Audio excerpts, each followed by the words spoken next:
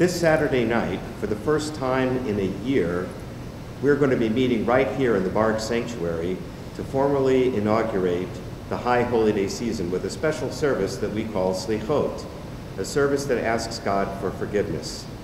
And during that service, we're going to be saying a prayer that everybody knows, you're all familiar with, Avinu Malkeinu.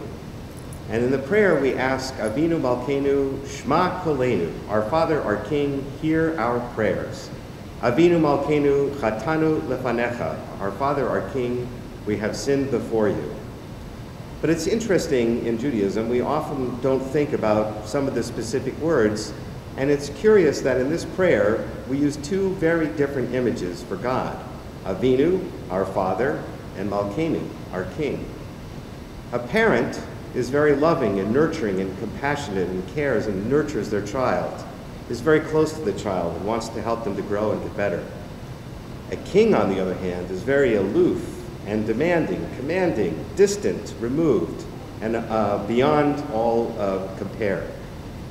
And yet we take these two very different images for God, a parent and a king, and we smash them together in this prayer called Avinu Malkeinu, and we ask ourselves to think about God as both things at the same time, as we then say, Avinu Malkeinu, our parent, our ruler, listen to our voice, listen to our prayers.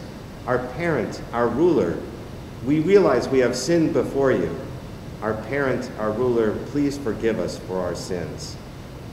And in Beth Yeshurun, when you come on the High Holy Days, we have different services. We're going to have one service right here in the Barg Sanctuary, which is huge and magnificent and awe-inspiring. And we'll have services in the Friedman Levitt, which is sort of a middle-sized service, a little more intimate and close.